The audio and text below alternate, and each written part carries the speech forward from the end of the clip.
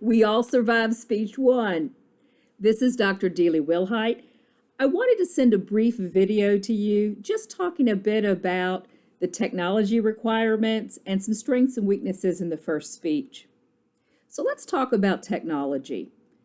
I understand that speech one is always an issue for students. You're getting used to using your equipment. You're getting used to videotaping yourself, perhaps for the first time. And then, of course, some students choose to use YouTube, upload their speech, then go to GoReact. Other students will tape directly to GoReact, and still others will tape on their mobile device and then just upload it to GoReact. There's so many ways you can use GoReact, but I think it's an excellent tool. What I hope you will do is go back into the personal narrative speech. I'd like for you to watch the speech in its entirety and notice the comments that I make. That will give you wonderful feedback. The other element is the rubric. If you go to the top, you can see the word rubric.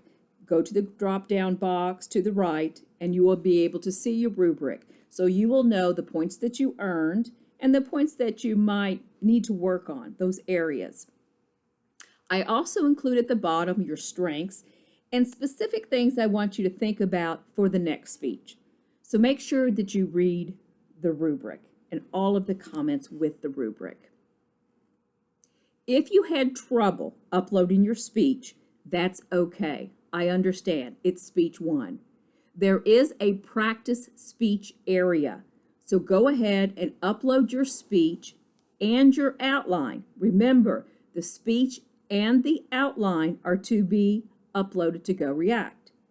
If you already uploaded the speech but not the outline, it's not going to let you upload anything else. There's only one attempt. I wish I could change that, but I'm not able to. So go ahead and upload that to the practice area. Make sure that outline is submitted, otherwise you're going to lose 20 points on the outline alone. So that's the technology piece.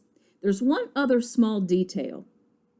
This is a public speaking course, so I do expect you to find some audience members. This is only 2 to 5 individuals, and I understand if you have COVID, there could be an issue, so email me and we can maybe work out a virtual audience. However, most of us are on campus, whether in high school, whether we're on the college campus, and there's plenty of rooms and students that we can use as our audience. I will also allow you to speak at home in front of your family as long as they're over 18.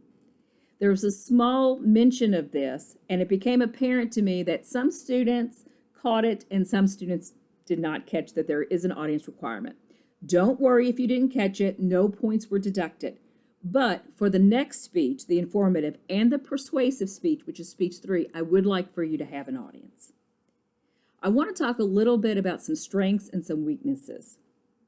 Overall, the speeches, for the most part, were A and B, so above average speeches. Some of you did an outstanding job.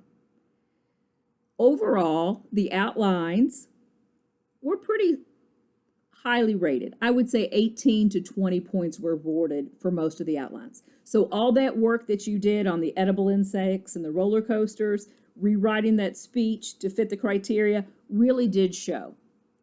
Overall, the content was strong, lots of vivid examples. Most students clearly revealed the topic.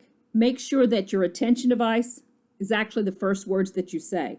If you reveal the topic before you give the attention device, it takes away from that hook, grabbing your audience's attention. So make sure you begin the speech with the attention device. There's no need to say your name. In GoReact, we can look right at the top of the column and your name is there. I ask that you have a camera angle where I can see you from at least the waist up. Some of you, all I could see was your face. So I wasn't able to award points for things like hand gestures or movement. It's fine to move in a speech. Move for meaning instead of just swaying or playing with your hair or putting your hands in your pockets or something along those lines. So good content, good signal to the end of the speech. Some of you struggled a bit with preview and review statements. Make sure you list the exact 2 to 5 main points you're going to cover in the introduction as a preview. Then you need to have the review statement in the conclusion, where again, you list those points. A few people didn't have previews or reviews. In the speech with a bang, not only a well-written exit line, but be sure to have concluding tone so the audience knows the speech is over. If I had to say one area or one weakness, it was in delivery, and that's usually the case for the first speech. I would like for your eye contact to be at the 80% level. For the next speech, you will have a physical audience and you will also have a camera. Make sure you're looking at your audience and you're adapting to feedback 80% of the time. I noticed a few students were reading the speech directly from papers. Most likely it was from a computer screen and you had the speech written out right in front of you.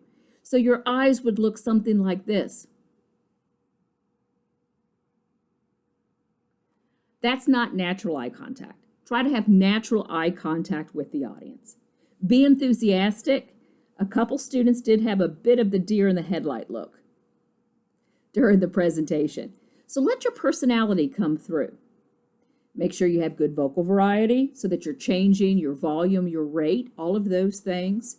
And yes, use some hand gestures and make sure that I can see those hand gestures as well. Just briefly scan the audience before and after the speech, and everything seems to be working out pretty well. Luckily, I didn't have any students that only gave a 1-minute speech, which has happened in the past, or any students give a 12-minute speech, which has also happened in the past. People were very consistent in regards to time, and that is definitely appreciated.